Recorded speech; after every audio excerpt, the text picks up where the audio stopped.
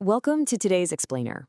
We're doing a deep dive into some truly fascinating clinical source material to uncover the real secrets of becoming mentally strong. Now, we constantly hear about what we should be doing to build our fortitude, right? But today, we're flipping that on its head. We're looking at the exact opposite, the hidden things we absolutely need to stop doing if we actually want to survive life's toughest challenges. Let's get right into it. So tell me if this sounds familiar. Do you have a friend with a quote-unquote perfect life on social media? You know exactly who I'm talking about. They live in a gorgeous house, they've got this amazingly fulfilling career, and every single weekend looks like a professionally photographed adventure. Honestly, it is incredibly hard not to roll your eyes or feel a little twinge of envy. Now, we usually tell ourselves that scrolling and feeling a tiny bit jealous only takes 5 seconds and doesn't really hurt anyone. But get this. Researchers have directly linked envying your friends on Facebook to depression. It's literally a silent trap that our own minds set for us. Think about it like a fitness metaphor. If you want to be physically strong, yes, for sure, you have to hit the gym and lift weights. But if you really want to see results, you also have to stop eating junk food. You simply cannot outtrain a terrible diet. Well, the research reveals that mental strength is exactly the same.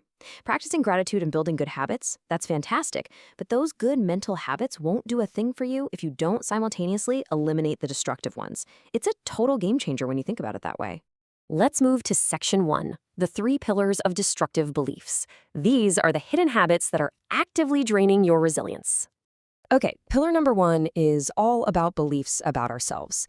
This happens when we exaggerate our personal misfortunes and just tumble into this paralyzing loop of self-pity.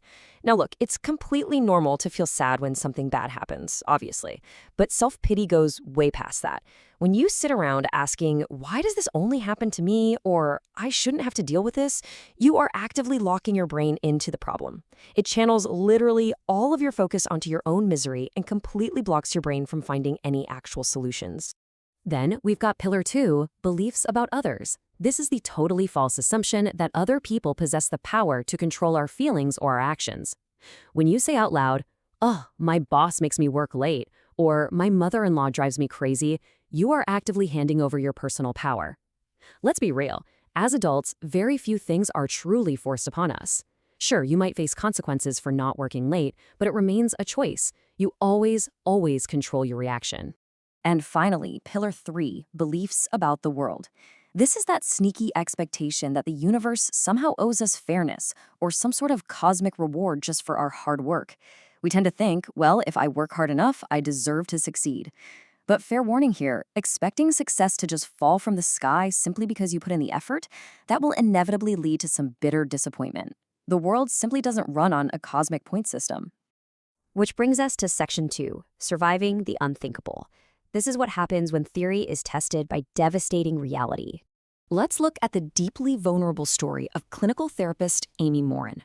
When she was 23, Amy's life was perfectly mapped out. She had graduated, married her husband Lincoln, bought a new house, and landed a great job as a therapist. But then, absolute tragedy struck. First, her 51-year-old mother, who had zero medical history, died suddenly from a brain aneurysm. Just 3 years later, on the exact anniversary of her mother's death, no less, her seemingly healthy 26-year-old husband, Lincoln, suffered a fatal heart attack. In an instant, she was a 26-year-old widow who had also just lost her mom. And then a few years after that, right as she was rebuilding her life and had remarried, her new father-in-law was diagnosed with terminal cancer. I mean, the emotional stakes of these compounding losses are just immense. Through all that grief, Amy reached a profound realization.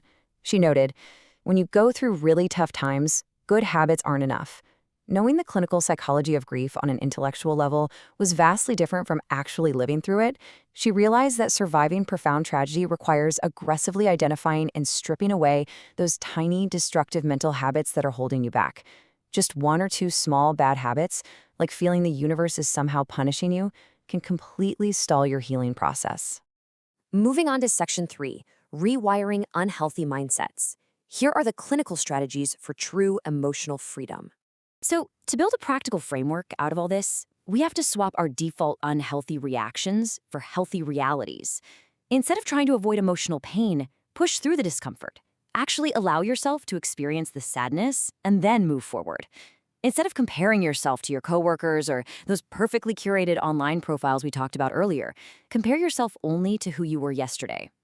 And finally, find some liberation in the harsh truth that life just isn't fair. Your goodness isn't automatically rewarded. But conversely, no matter how much you've suffered, you are not condemned to suffer forever. Now for Section 4, the power of small changes.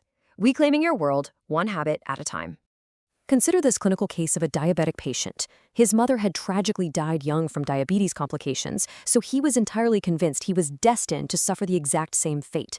Because of this incredibly fatalistic mental habit, which is a destructive belief about the world, right? He felt absolutely doomed by destiny. So he completely stopped managing his blood sugar. His health rapidly deteriorated, his vision failed, and he actually lost his driver's license. His entire world was collapsing, all allowed by one unhealthy mental habit. But in therapy, he agreed to make just one tiny change. Step 1, swap his daily 2 liters of regular Pepsi for Diet Pepsi. That's it. And the rapid improvement he felt just from that gave him a massive mental boost. That led right into Step 2, swapping his nighttime ice cream for a healthier snack. Then Step 3, he bought this beat-up used exercise bike at a yard sale and just started pedaling in front of the TV. Step 4 is the real climax here. As he lost weight, his vision actually started to clear up. He realized his decline wasn't permanent at all. He eventually set a goal and regained his driver's license. By swapping just one sugary soda, it cascaded into a complete physical and mental transformation. Incredible, right?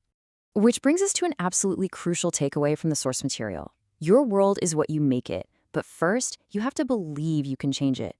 That diabetic patient didn't just need some toxic positivity or a forced smile. He needed to reclaim his agency. True mental fortitude isn't just gritting your teeth through the pain. It's about dropping the bad habits that convince you that you're powerless and truly believing in your own agency to change your world. So I'm going to leave you with this final provocative challenge. Think back to those 3 pillars we discussed. What is the one small, destructive mental habit that you can drop today, like right here, right now? Whether it's wallowing in self-pity, giving your power away by blaming others, or sitting around expecting the universe to just hand you a fair reward, identify it, drop it, and take your first real step toward unshakable mental strength. Thank you so much for joining me for this explainer, and keep building that mental architecture.